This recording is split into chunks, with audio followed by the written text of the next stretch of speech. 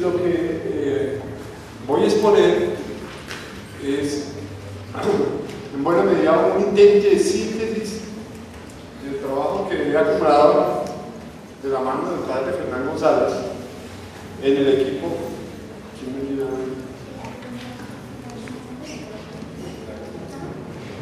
El padre Fernán González en el equipo sobre violencia y precisamente construcción del Estado.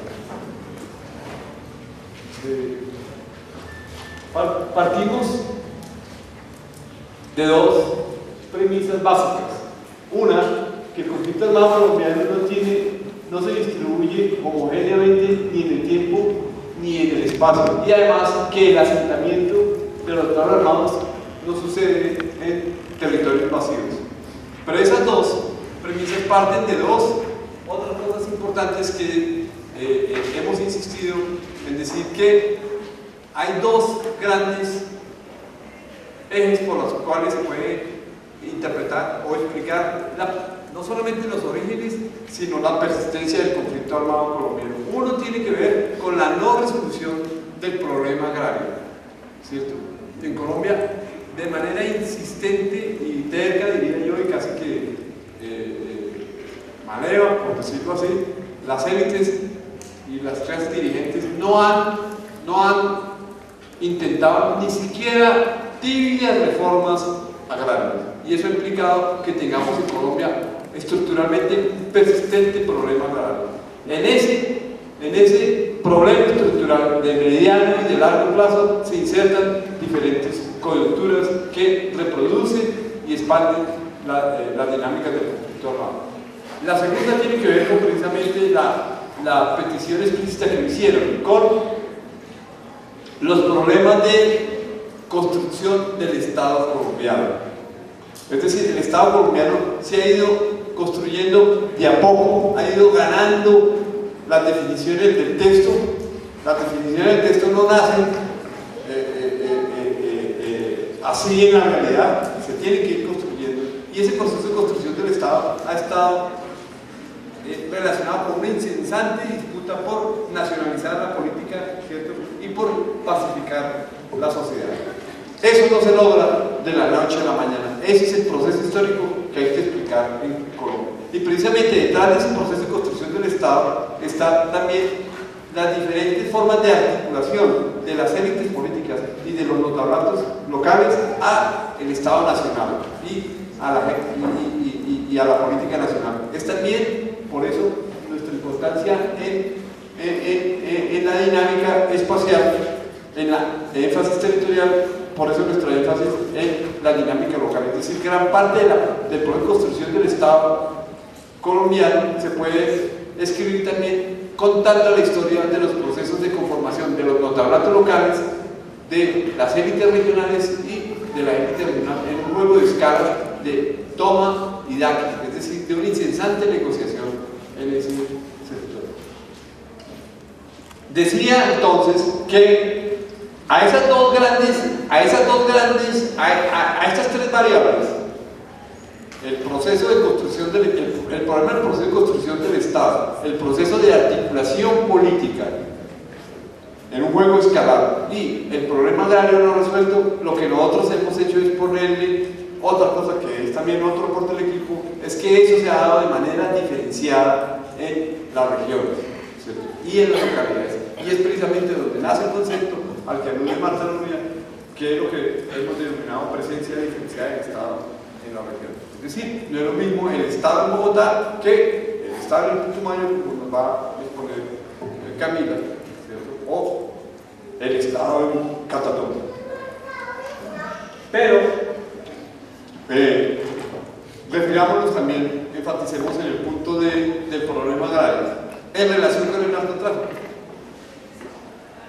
Gran parte, una de las críticas yo no diría críticas, tengo fama de ser acre,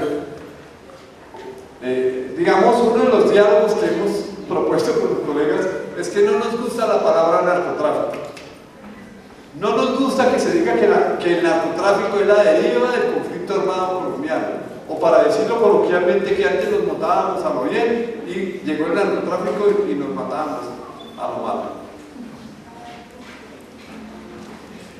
Para nosotros, el narcotráfico no es sino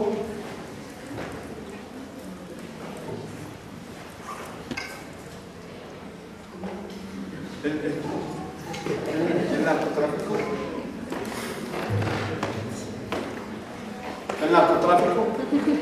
narcotráfico es en nuestra opinión,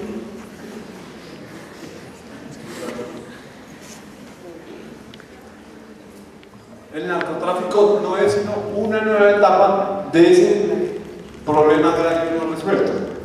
Es decir, visto de otra manera, el narcotráfico no es sino la inserción del país en una nueva etapa del modelo agroexportador. Que haya sido con coca, esa es parte de las dinámicas globales a nivel mundial. La primera etapa, el primer despegue de este país fue con café. La segunda etapa fue con coca. Y sobre todo, porque la palabra narcotráfico alude a una sola etapa, ¿cierto? De eso que es la economía de la coca. O sea, al tráfico. Pero no alude a lo que nosotros hemos denominado la economía política del narcotráfico. ¿Eso qué quiere decir? Que la coca, al igual que todo monocultivo tiene una estructura económica desigual, de distribución desigual de las rentas, de distribución desigual de los ingresos. Es decir, para decirlo coloquialmente, no es lo mismo un campesino cultivador que los grandes carteles. Y se nos olvida eso. Entonces, cuando a mí me dicen que es que el problema del conflicto armado con Colombia es el narcotráfico, yo les tengo que decir, pero es que no me han dicho nada. ¿Quiénes? Los grandes carteles, los traspachines, los traquetos son los intermediarios, los lavaperos, etcétera, etcétera. Pero después les describiré con detalle la economía política del narcotráfico. Por eso, entonces, decimos que en Colombia no se puede hablar de que el narcotráfico sea la deriva del conflicto armado colombiano.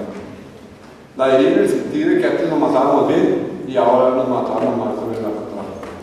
Voy a explicar con detalle eso y además las discusiones teóricas que subyacen a la pretensión de decir que en Colombia la variable independiente es el narcotráfico y la variable independiente es el conflicto armado.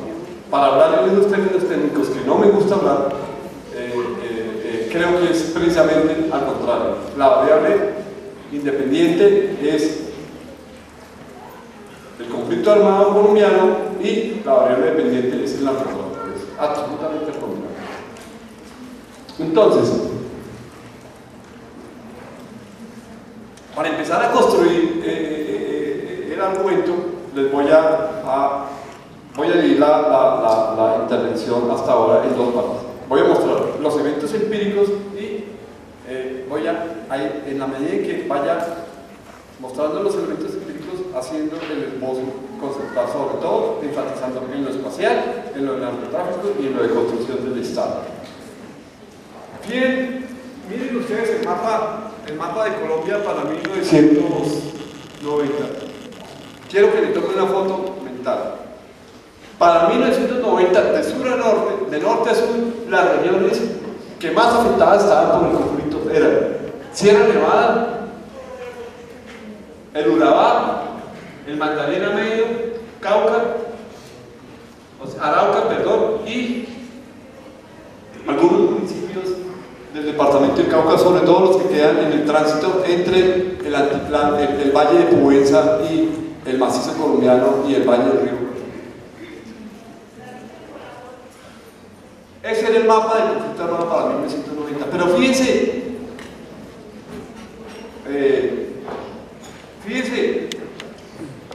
y eso me gusta decirlo, porque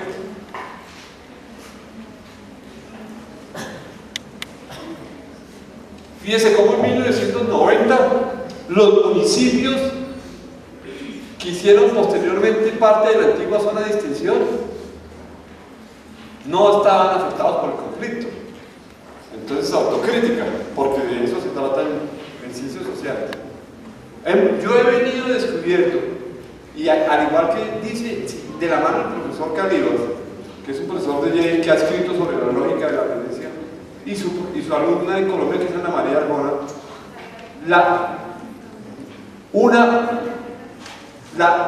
seguir insistiendo en medir como mejor proxy el número de acciones armadas para medir la presencia, el control o la hegemonía de un grupo armado en una región, seguir midiéndola solo y únicamente por número de acciones es absolutamente equívoco si no le metemos otras variables, como variable que presencia histórica del grupo y capacidad de control y regulación de la vida social y política. Fíjense que este es el mejor caso.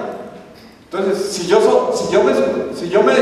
tuviera mi estadística, diría no, diría la mentira estadística, o sea, estadísticamente es cierto, pero la mentira más grande del mundo de que el conflicto armado no había afectado al Caguán, lo cual esa mentira es gigantesca.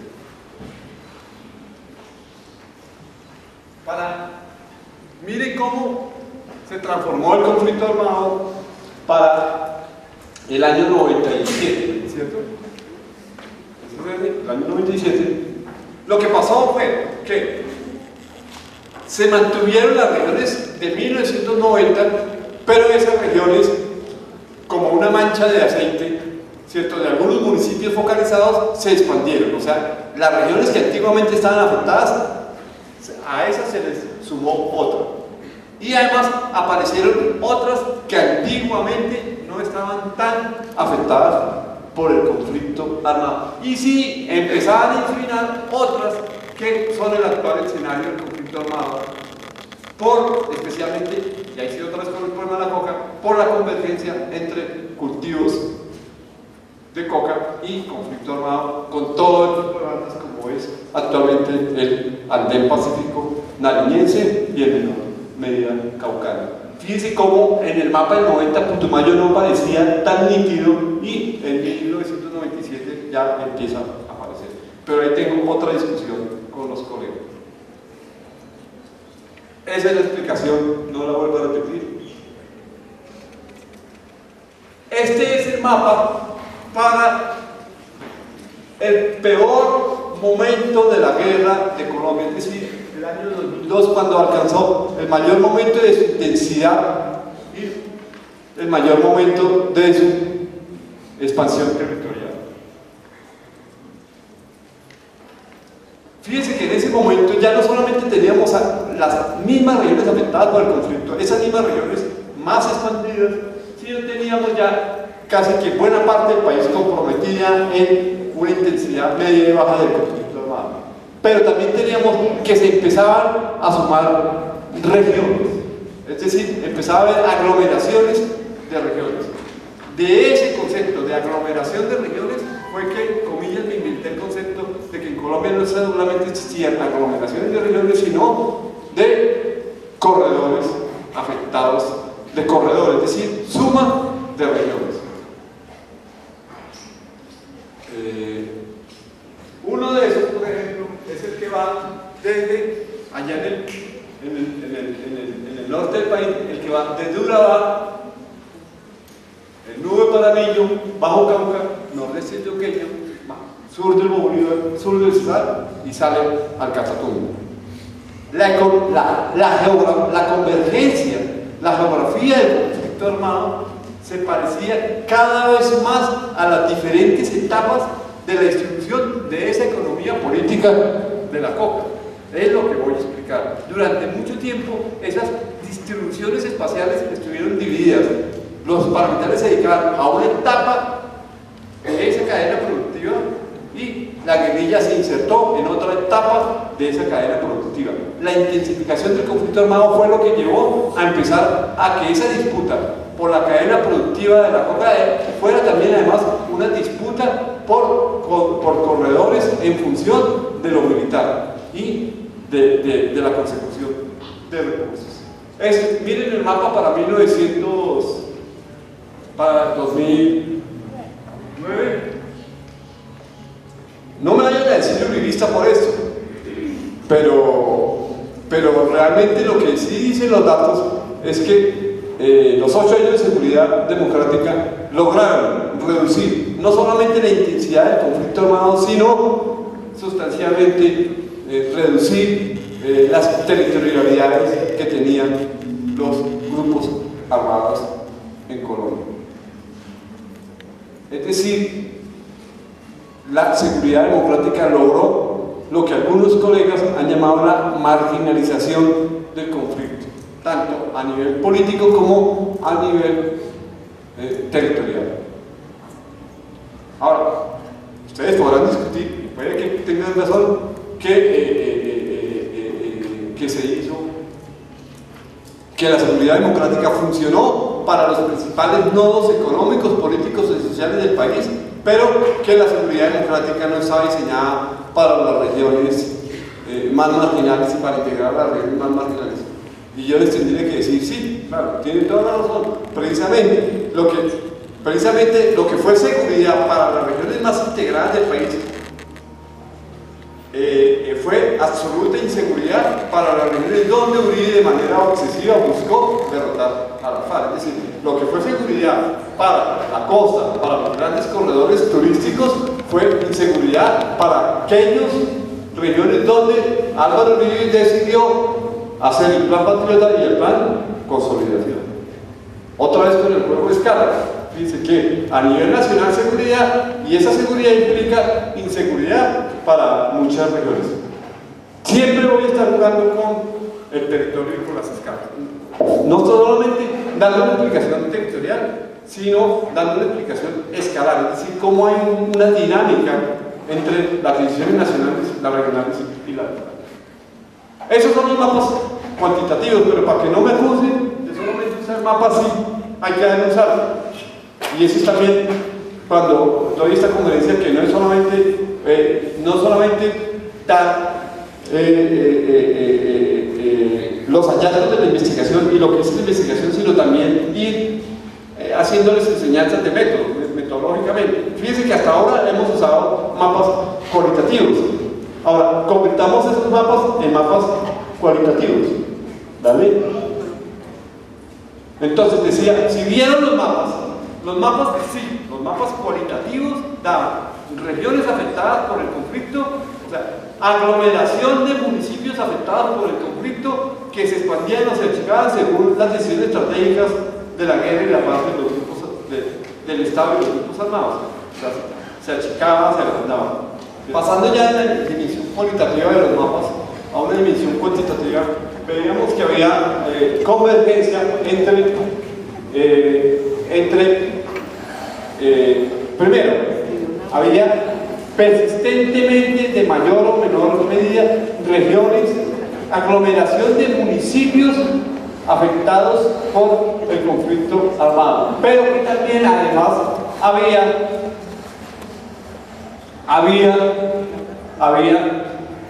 aglomeración de regiones, es decir, un contiguo de regiones circunvencinas afectadas por el conflicto, que también, según diferentes momentos de las dinámicas nacionales de la guerra y paz, se descomponían o se recomponían. A eso le llamamos corredores afectados por el conflicto, es decir, corredores estratégicos.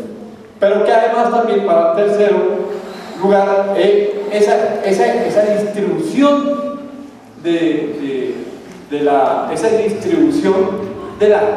esa distribución de las dinámicas territoriales del conflicto coincidía cada vez de mayor manera con la economía de la coca. Con la economía de la coca medida hasta por ahora con la approach que hemos logrado alcanzar sobre la coca, sobre el narcotráfico, que es los cultivos de coca. Pero yo no conozco en este país aproximaciones territoriales y de intensidad de la coca medida por los otros momentos de la cadena productiva, que son procesamiento y comercialización. Y eso es también importante territorializarlos para explicar la relación con el conflicto. Entonces todos los colegas dicen, no, hay una relación entre el conflicto armado y coca porque los cultivos de coca están donde está la coca y la cosa no es tan fácil. Entonces, de ahí me inventé este mapa. Para el año 2002 se habían conformado se se habían conformado corredores estratégicos de la guerra. Había también afectadas por el conflicto como los montes, como la Sierra Nevada, los montes de María, ¿cierto? Pero en el intersticio, y por eso insisto, vuelvo sobre el primer punto, es un problema agrario no resuelto en el largo plazo. Precisamente en el intersticio, es decir, en la zona de convergencia entre la región andina y el Caribe, es decir, un corredor que va desde el Atrato, pasa por el nudo del Paramillo, el Bajo Cauca, el nordeste, el sur de Bolívar, el sur del Cesar y el Catatumbo, que es precisamente el intersticio de encuentro entre la zona entre el mundo andino y el mundo caribe, y es también además una zona de colonización interna. Hay un corredor sistemático del conflicto armado. Otro corredor muy importante que se conformó es casi que en la otra parte del país, en el sur del país, es el que logró conformar las FARC, y es donde concentra la mayoría de sus efectivos hasta durante mucho tiempo, y es el corredor en el Piedemonte orinoquense y Piedemonte de la Amazonía, que poco a poco se fue expandiendo hacia la Amazonía oriental y occidental. De esos dos corredores, que son los corredores históricos, en momentos de intensificación del conflicto se hicieron corredores transversales, como el que va desde la zona del Caguán, ¿cierto?, pasa por el norte del sur del Tolima, el norte del Huila, el sur del Valle, intenta una salida al Pacífico. Y el otro corredor es el que seguramente Camila nos va a ayudar, es el que se conforma desde el Bajo Medio Putumayo, el altiplano nariñense y el andén pacífico nariñense. Entre otras, porque les recuerdo, como me gusta tanto la geografía, la parte donde es menos distante, o sea, es más estrecha, por decirlo de otra manera, la distancia entre la Amazonía y el Pacífico es el Nariño, y eso es muy importante. Esos corredores no solamente eran corredores militares, sino eran corredores que significaban diferentes momentos de la cadena productiva, Por ejemplo, se comercializaba en el Caguán, se cultivaba en el Caguán, se producía en el Magdalena Medio y se comercializaba por diferentes rutas. La tragedia del Pacífico, tragedia fue que en términos estrictamente económicos, por eso es que insisto tanto en que el narcotráfico hay que verlo en términos estrictamente económicos. Cualquier posición moral oscurece el fenómeno. En el andén pacífico se conformó lo que los economistas llaman un clúster, es decir, lo que antes era una etapa dividida, se cultivaba en el Caguán, se producía pasta básica de cocaína en otro lado y se comerciaba por otro lado. En el Pacífico, por las condiciones geográficas, se conformó un clúster, se cultiva en la parte alta y media de los ríos, se procesa en las cabeceras municipales, y los mismos ríos, al lado de un poco de esteros, son unas autopistas que abaratan los costos de transporte a unos niveles gigantescos. Eso intensificó la disputa que hay actualmente en el Pacífico nariñense, entre otras razones. Usted da una razón espacial y territorial. Ese era el conflicto armado colombiano.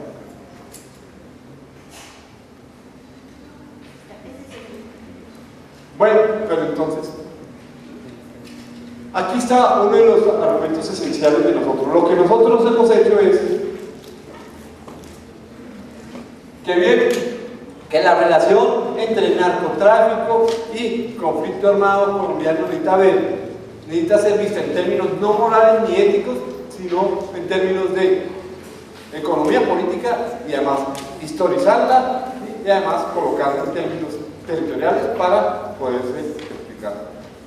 Cuando digo moral, digo por ejemplo que algunos colegas de izquierda se rasgan las vestiduras porque dicen que la FARC no es política porque se metió en el narcotráfico.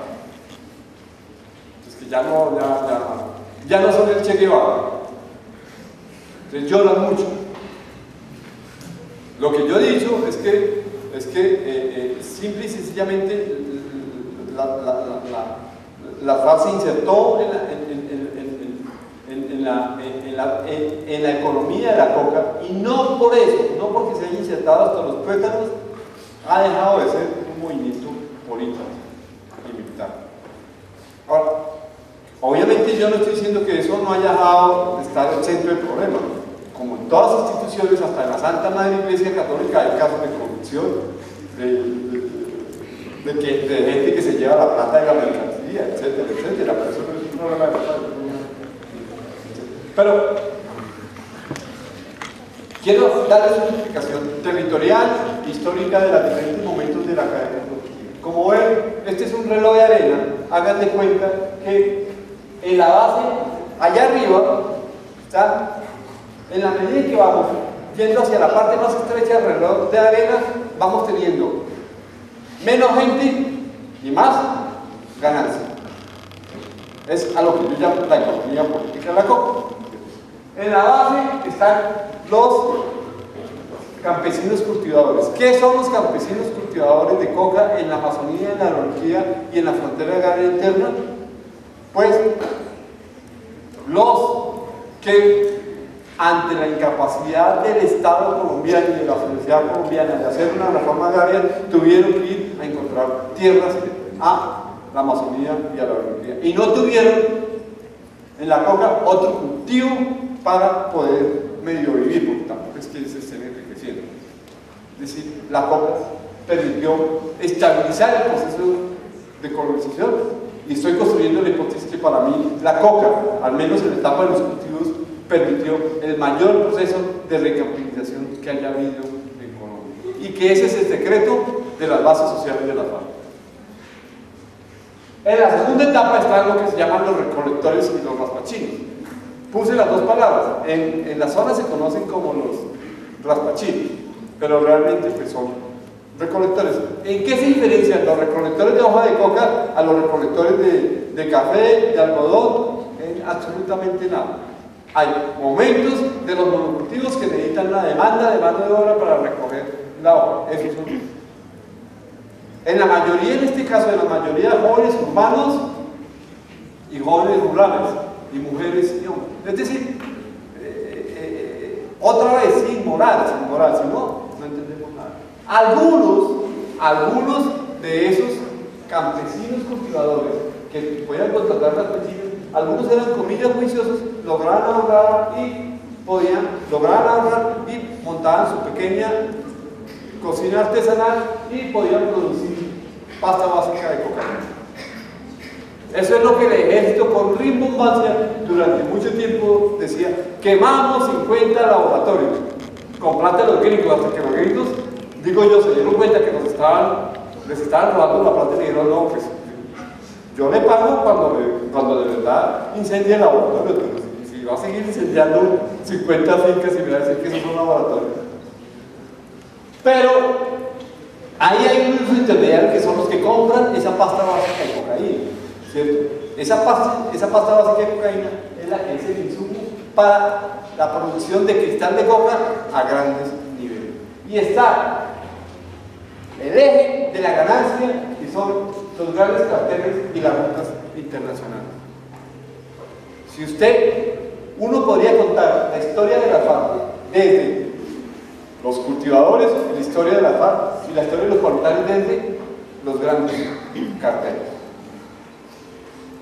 O sea, que lo que algunos colegas llaman la competencia por la cadena productiva de la coca no es solo y únicamente, que sin duda lo es, una guerra o una disputa por la renta de la coca. Es también es una disputa por territorialidades socioeconómicas y por identidades socioculturales absolutamente diferentes. Por ejemplo, en muchas regiones que suben el Caguán, en el Putumayo, algunos me decían que para las FARC el problema es que las etapas de compradores, de chichipatos, de lavaperros, los comandantes de la FARC decían: no, es que todo eso son paracos.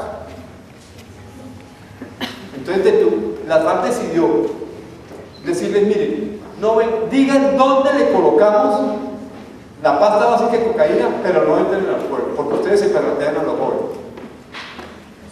O sea, no era solamente una una disputa por una cadena productiva, era también una disputa por territorialidades y por los mundos culturales, sociales y políticos que hay detrás de esa cadena productiva. Y no es casual precisamente que cuando empezó, la coca empezó por los finales de los años 80, ¿cierto? Los parietales, al tiempo que estaban insertándose la coca allá en el Carmán, empieza la primera experiencia parietal allá en el Magdalena, ¿cierto? Y le puse esos tres hitos como por ponerle los hitos, pero obviamente la cuestión es mucho más detallada. Y un tercer momento es cuando la coca alcanza su mayor cultivo allá en el Bajo Mayo, que es lo que implica que Estados Unidos revire con el Plan Patriota. Fíjense que el Plan Patriota es parte de la negociación con la FARC. Cuando en el Caguán se estaba negociando, el medio de Bajo Mayo fue escogido como parte de la experiencia piloto de la aplicación del Plan Patriota, del Plan Colombia. El lío con el Plan Colombia fue que precisamente hizo práctica la teoría de Collier, según la cual la guerra en Colombia y las guerras contemporáneas son solamente un problema de recursos. Entonces, eso, que parecía un argumento teóricamente elegante, el problema es que tiene unos efectos prácticos grandes. ¿Cuáles son? Que todo el mundo creyó que atacando la coca, fumigando la coca, se acababan los grupos armados. Pero, obviamente, y estamos en el tercer escenario actualmente, y es lo que yo denomino el clúster cocalero en el Andén Pacífico, Nariñense y Cauca. De las otras etapas no me quiero referir, que son las etapas de lo que llamo yo en términos de economía política, no solamente la producción, es decir, cultivo, producción y comercialización, y la otra etapa es la de distribución de grandes carteles, comercialización, distribución minoritaria, etcétera, etcétera, etcétera, hasta llegar al otro, que son los consumidores. Lo único que quiero agregar sobre esa es que fíjense que la etapa, lo que se llama la política contra las drogas, en general, siempre estuvo concebida precisamente contra los dos eslabones más débiles de esa cadena: fumigar a los campesinos y enganar a los consumidores. Mientras los bancos suizos, etcétera, etcétera, etcétera, todos.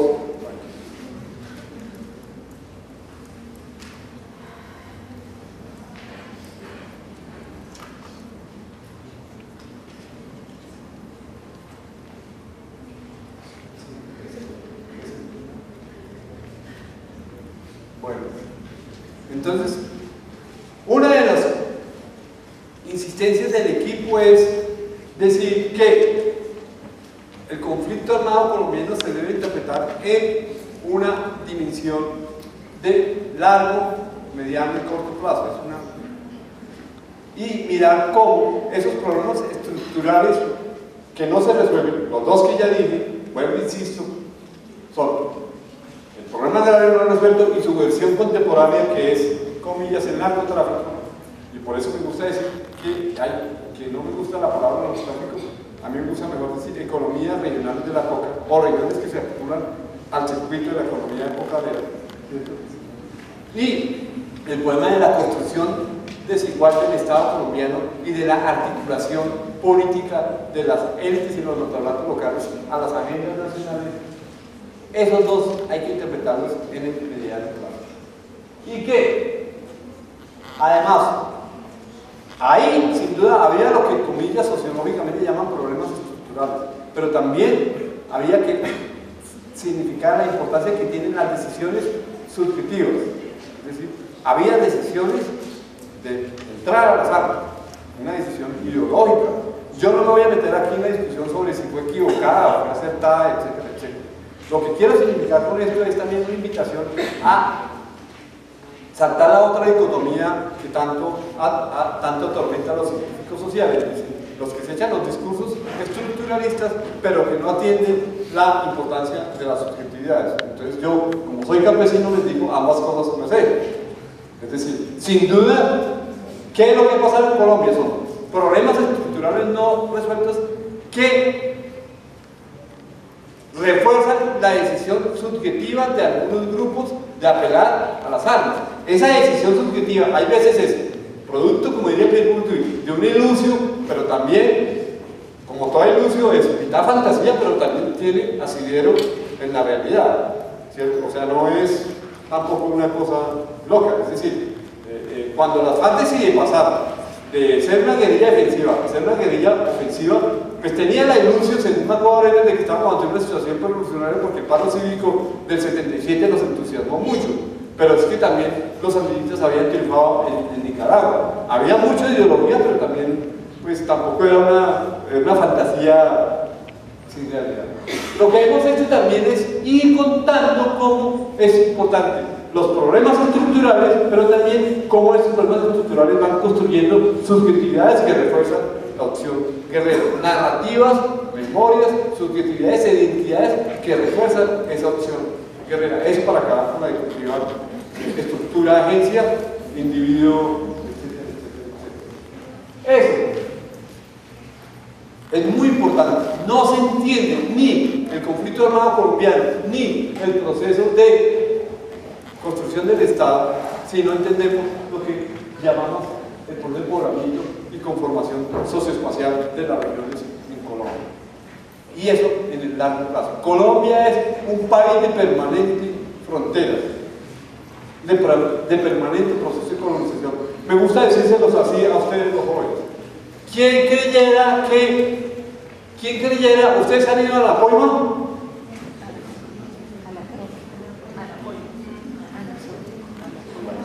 ¿Han ido a la mesa? Cualquier relato de la mesa y Anapoima de 1920 era descrito como una selva. O sea, Anapoima, el sector turístico, el sitio de veraneo de estrato 6 y 5 era hace 80 años una zona de colonización con todos los problemas que vemos en el Carvalho. Eso es lo que yo llamo un país en permanente proceso de colonización. Hasta bien entrado el siglo XVIII, el país tenía 3 espacios productivos: era Popayán, Bogotá, Ocaña, Ocaña no, el otro, Pamplona y Cartagena. Y lo demás, tierra de nadie. Y además, tierra fría. Y eran los núcleos del modelo espacial de la colonización, núcleos que precisamente se dieron allí, primero no solamente porque fueran tierra fría, sino porque era donde más mano de obra indígena había. Fue en el siglo XIX cuando el país empezó a colonizar eso que los bogotanos llamamos tierra caliente. Es decir, la mesa, todo esto es colonizado en el siglo XIX. Y ya en el siglo XX nos fuimos ya para la Amazonía y tal, y en esa pelea nos la podemos pasar otro rato. Dicho de otra manera, si no encontramos en Colombia otra forma de ampliar nuestra frontera agraria, que no sea por la vía de la colonización entre colonos y la colonización empresarial, si no encontramos una forma de organizar ese proceso de colonización, siempre vamos a tener problemas, por decirlo. Ese proceso de conformación, poblamiento, produce precisamente esa presencia diferenciada del Estado. Pero también hay un desarrollo desigual regional. Hay unas regiones que les va bien, hay otras regiones que les mal. Hay unas regiones que estuvieron bien, pero que caen en la mala, por decirlo así. La zona cafetera. La zona cafetera fue la niña de los ojos de la capacidad de conformar una clase media rural, y acuérdense que la clase media rural es la condición sine qua non de una democracia estable, dice Barrington Moore en su famoso libro. La crisis del café, la decisión de un problema, una decisión de la economía global, y ahí sí me vuelvo izquierdista, de la política neoliberal y de la apertura económica, decidió liberar la economía cafetera, se cayó el precio del café, los cafeteros se fueron para el piso, y una región en donde se había acomodado una clase media se fue para atrás, y esa gente no tuvo otro remedio que meterse más al narcotráfico, pero que ya venía, y ni qué decir de la crisis cafetera. Ahí están todavía los campesinos. Pero eso crea unas estructuras agrarias, unas relaciones diferenciadas entre el centro y la periferia.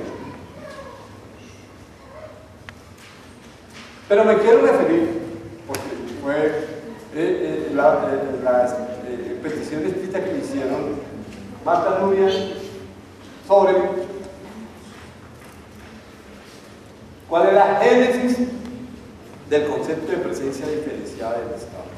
La génesis del concepto de presencia diferenciada del Estado empieza por que nos parecía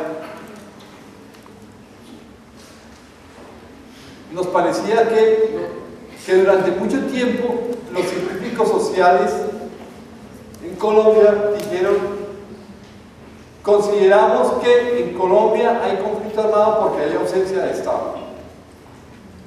Nosotros dijimos: no, creo que es necesario, creemos que es necesario. ¿Por qué? Empezamos a decir, precisamente, si usted dice que en Colombia hay conflicto armado porque hay ausencia de Estado, hay un problema teórico de entrada. Está partiendo de una condición modélica, teleológica de la política y el Estado del poder. Es decir, está diciendo, Weber dice, Estado es monopolio legítimo de la fuerza. En Colombia no hay monopolio legítimo de la fuerza. Luego entonces, ¿cierto? Pues eso no son ciencias sociales, eso es, si acaso, escolástica. Precisamente eso es lo que, perdón la palabra, precisamente eso es lo que tiene que explicar Huevón. ¿Por qué no ha podido obtener el monopolio legítimo de la fuerza? Todo eso para decirle que no es bueno coger, como hacen algunos colegas, la teoría, mirar cuánto la realidad no se parece a la teoría y criticar la realidad porque no se parece a la teoría. El ejercicio de ciencias sociales, en mi humilde opinión, es precisamente al contrario. Es la teoría como una herramienta para interpretar diferentes y abigarradas formas de la realidad. El primero, no podíamos decir que en Colombia había ausencia de Estado porque precisamente eso es lo que hay que explicar. O sea,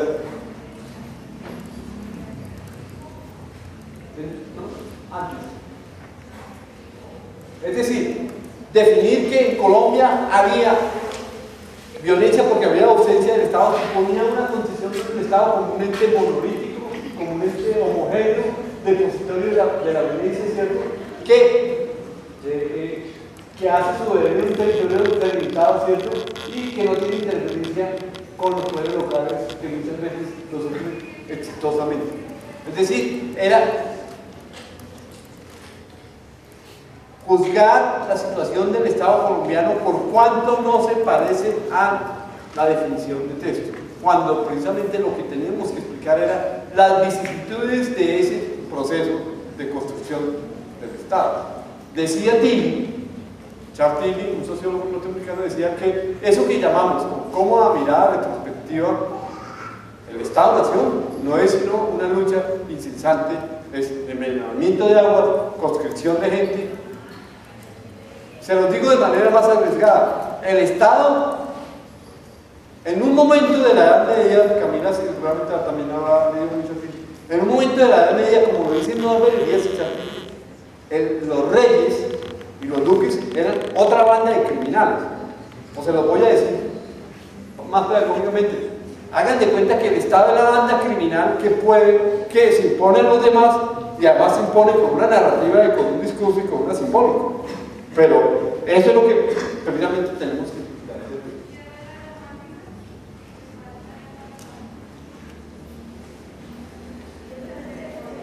Entonces, precisamente, y lo otro es, cuando hablamos de imágenes modélicas, ¿cierto? Y tecnológicas, reducen la definición del Estado a su ámbito normativo, ¿cierto? Pero no a algo que nos enseñó mucho en la es con Norbert Elias y con Charles Tilly, cuáles son las regularidades sociológicas y las interdependencias sociales concretas y específicas políticas de la construcción de ese Estado. Es decir, no puedo definir el Estado solamente por su definición legal, normativa. Esa es una dimensión importante. Yo no estoy desconociendo que el Estado es también un discurso narrativo, y ese discurso narrativo tiene su mejor forma de obligación simbólica en la ley, sin duda, lo tiene. Pero también estoy diciendo que el proceso de que la construcción del Estado también es una serie de interdependencias sociológicas, es decir, lo que Norbert Elias llama la sociogénesis del proceso de construcción del Estado en dos dimensiones: uno, el de la pacificación de la sociedad, y otro, el de la nacionalización de la política. Las dos son dos etapas importantes. Se los voy a decir coloquialmente. Para que Luis XVI fuera Luis XVI en Francia, eso no fue por las buenas. Eso fue que Luis XVI no tenía ningún problema en mandar matar a cualquier duque que medio asomara la cabeza y como que le empezara a competir en su soberanía. Bueno, o ¿qué eran los cosacos del don del zar?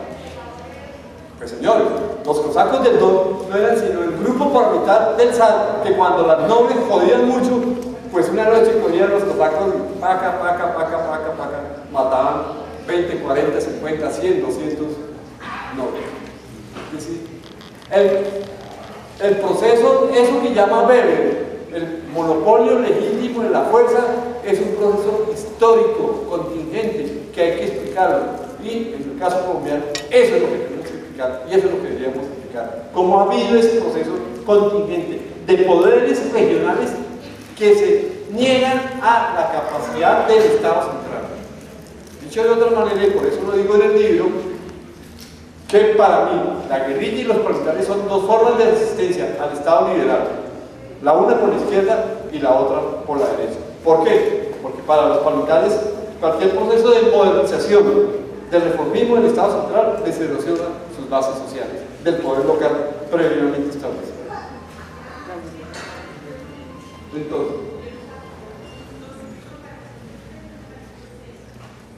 Entonces, por eso decíamos que no podemos coger la definición de texto, porque es que la definición de texto es un producto final, y lo que tenemos que explicar como sociólogos o politólogos, etcétera, es el proceso. Y entonces, es necesario observar empíricamente el proceso de construcción, y además observarlo empíricamente, pero no para quejarse, como dice Charles Tilly en el prólogo de su libro, no para quejarse de cuánto la trayectoria de Colombia se parece a la de X o a la de Y, sino verla históricamente y mirarla mejor en perspectiva comparada.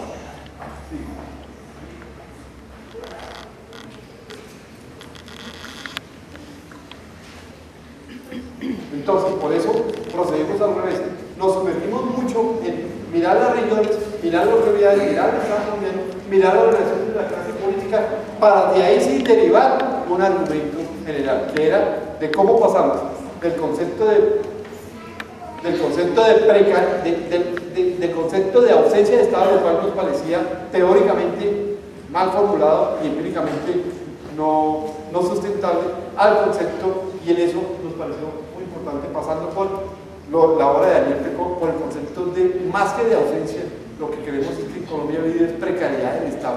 ¿Precariedad en qué sentido? En el sentido de que el Estado no es la instancia mediante la cual la gente crea legítimo definir sus conflictos. Cuando hablo, precariedad no es precariedad, es que el Estado no invierte en obras públicas, no. Eso es parte. Hablo de precariedad en el sentido del déficit de la capacidad de representación del Estado. Y con Michael Mann, para terminar, y ahí sí fue cuando cuajamos más el concepto de presencia diferenciada del Estado, y es que el Estado no es capaz de penetrar las sociedades locales y regionales, es decir, no tiene capacidad infraestructural, y por capacidad infraestructural denomina Michael Mann la capacidad de regular esas sociedades. Y como no la regula el Estado, la regulan otros.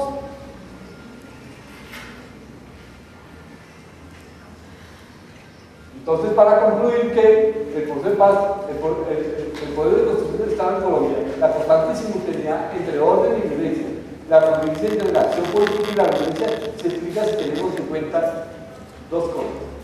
¿Vale? La diversidad regional en Colombia, que produce diversidad de estructuras agrarias, diversidad de poderes, diversidad de estructuras agrarias regionales, entre esas la coca, ¿cierto?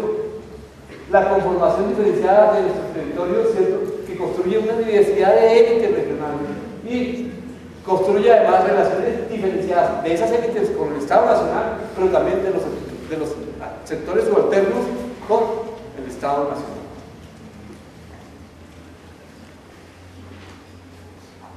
Esos son los dos argumentos centrales que yo les dije. Dos, el problema agrario no resuelto y su versión contemporánea, que es el narcotráfico. Y tres, y los problemas y las tensiones derivadas del proceso de articulación política entre los notables locales, la élite regional y el Estado. Es lo que llaman los rebelías la nacionalización de la política y la pacificación de la sociedad. ¿Vale?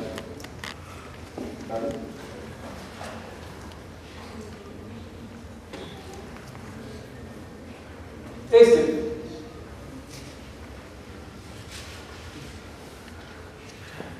Al principio me parecía una maravilla y está escrito en el libro que escribimos con el padre Fernández y con Ingrid Bolívar en el 2003. Decíamos que el conflicto armado colombiano es en última instancia el enfrentamiento de dos modelos de desarrollo rural mutuamente excluyentes.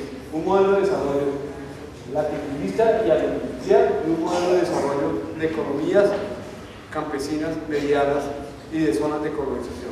En lo económico, que eso también tenía su visión en la política y eso también tenía su visión en lo social. Y que lo cultural, eso que era asimétrico en lo económico, en lo cultural no era tan asimétrico porque los dos grupos armados estaban compuestos en su mayoría por jóvenes rurales. Al principio nos parecía una maravilla, pero con el tiempo me di cuenta que era demasiado dicotómico. Entre otros, porque la estructura agraria colombiana no es tan bimodal como inicia. La estructura agraria colombiana, según hemos hablado con Machado y decidimos hace poco, no es bimodal, es multimodal. Es decir, diferentes formas de estructura agraria producen diferentes desenlaces y esos desenlaces producen diferentes relaciones con el poder y con el Estado Nacional. Dicotómica.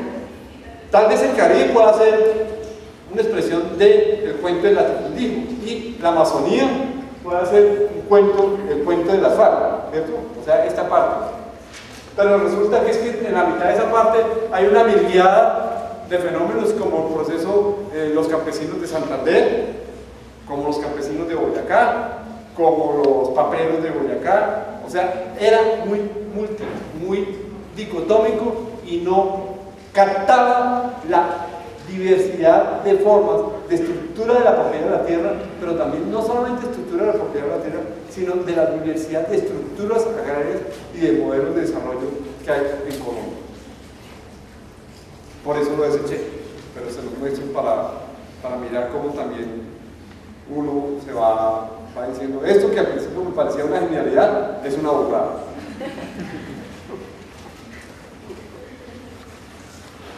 También, como se trata de ir avanzando, no como les he insistido hasta la sociedad, no en cuanto la realidad no se parece a la teoría, entonces criticar la realidad porque no se parece a la teoría como hacen los marxistas, y por eso dicen que es que el pueblo es desagradecido, entonces, porque lo ha hecho la revolución. Entonces, con todo ese material empírico había que seguir hasta oyendo. Una propuesta de extracción es la siguiente. Sin duda, a nivel escalar, los actores armados funcionan en una escala nacional, ¿cierto? Funcionan en una escala regional y funcionan en una escala local. Pero cuando digo esto, no quiero decir que la escala regional esté subsumida a la regional esté subsumida a la nacional y lo local a lo regional. Pero también los actores armados en ese propósito desarrollan lógica. Hay una lógica política, una lógica militar y una lógica económica. Las dinámicas territoriales o escalares y la lógica se hacen con disfrutar el territorio, disfrutar la población, pero disfrutar también los recursos. Fíjense que aquí en el fondo hay una discusión con ciertas teorías que dicen que la guerra colombiana ya no era ya no era política, sino se había vuelto un problema económico, un problema de recursos. Otros decían que las guerrillas en Colombia dejaron de ser una nación política y se convirtieron en unas máquinas militares. Entonces, porque creo que muchas de las regiones en Colombia pueden meterse en este módulo de manera diferente. Si yo, por ejemplo, voy al Putumayo, obviamente en el Putumayo lo que predomina es una disputa por recursos, ¿cierto? En una lógica que solamente tiene alcances regionales, ¿cierto? Por los recursos de la economía de la coca. Y es mucho menos importante la lógica militar y la lógica política. Pero si en esa misma matriz coloco, por ejemplo, una región como el Caguán, y hablo del Caguán del Pato y del Caguán, ¿cierto? Allí lo que predomina es una lógica política, un juego militar, donde la parte de recursos, es decir, de la coca, pasa a un segundo plano. Lo que los invito es a que coloquemos en esa matriz diferentes trayectorias regionales, y esa diversidad de trayectorias regionales nos da un juego diferente en esa gran matriz y en esos gran.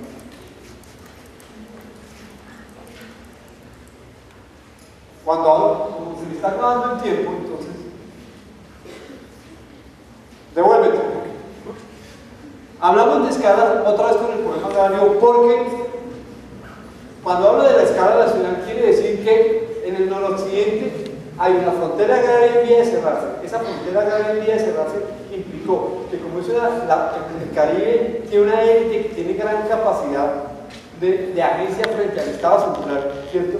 Y hay una mayor independencia entre el centro y periferia, y hay una mayor jerarquización de esa sociedad. Allí, en términos estructurales, el chico de la guerrilla era, comillas, muy poco, mientras el chico del parlamentarismo era muy grande. Allí la guerrilla no tenía mucho que hacer, y por ejemplo lo muestra muy bien el libro de la masacre del Salado del la posibilidad de que la guerrilla se expandiera, no solamente en términos militares, sino en términos de capacidad de regulación en el Caribe, eran mínimas. ¿Por qué? Por la conformación socioespacial histórica del Caribe, por su estructura agraria y por su relación con el Estado. Era mínima. Casi que asimétrica pasaba en el suroriente del país. Frontera agraria abierta, sociedad horizontal y poca capacidad de agencia de la gente con el Estado central. Sobre esas tensiones se insertaba la FARC. Y fíjense que los militares le han hecho el envión al suroriente y no han podido. Pero es que no es un problema solamente de voluntad militar, sino de que si yo no encuentro el espacio social y territorial para enfrentarme, por más que joda, no voy a perder. Puedo tener éxitos en el corto plazo, pero en el mediano estoy tocado. ¿Sigue? La escala regional quiere decir que el paramilitarismo y el ejército colombiano tienen la función de construir un cordón de seguridad sobre el territorio económicamente productivo y más productivo para las élites y el aparato local, ¿cierto? Y la guerrilla tiene la función de asediar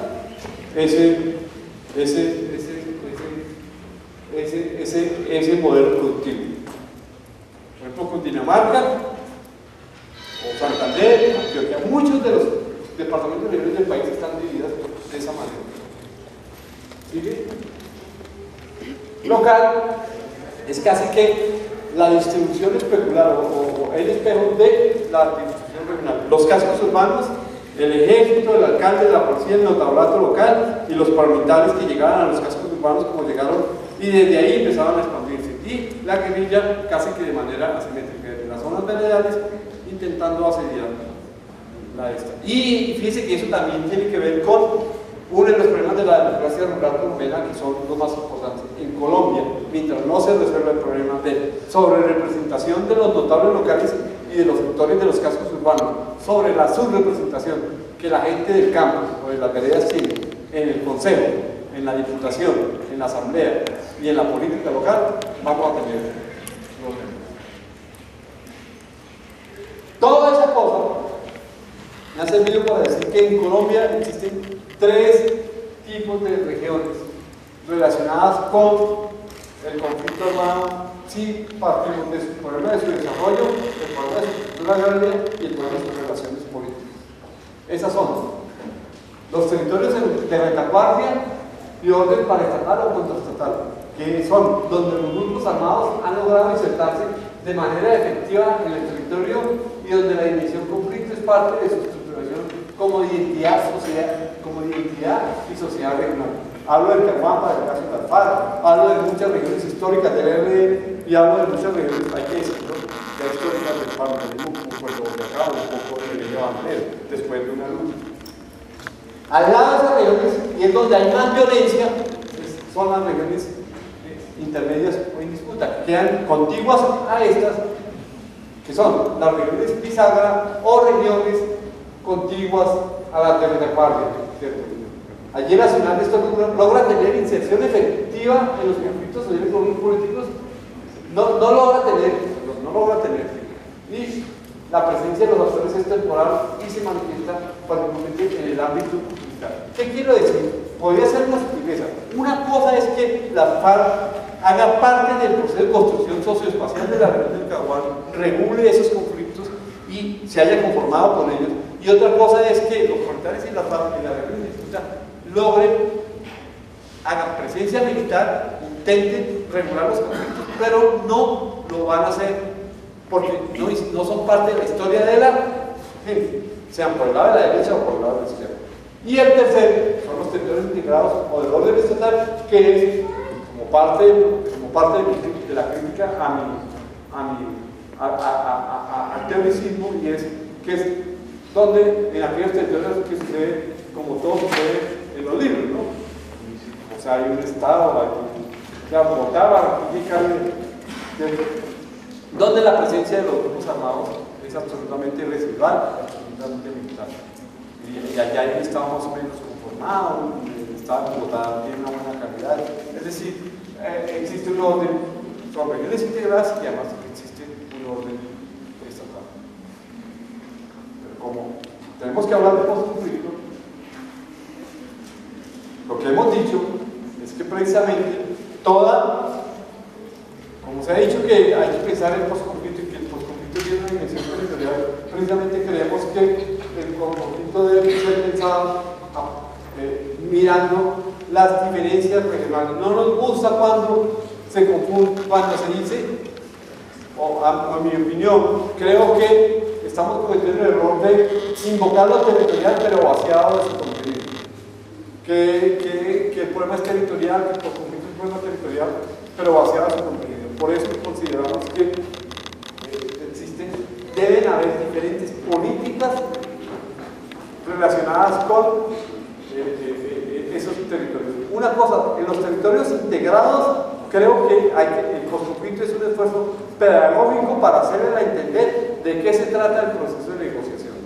Segundo, en los territorios en disputa es cómo evitar que las élites regionales, ante la entrada de la FARC, hagan nuevos ciclos de violencia como pasó cuando la Unión Patriótica. Y tercero, en las regiones donde la guerrilla ha sido capaz de construir un orden contrastatal y una regulación social, prácticamente lo que queda es reconocer lo que de hecho han venido haciendo durante mucho tiempo, por eso es legalizar esos órdenes históricos. Y esa es una diferenciación territorial. Diferenciación territorial del posconflicto no es la proliferación de acciones regionales de las ONGs, la academia y el Estado yendo a las regiones a decir el mismo concierto. Gracias.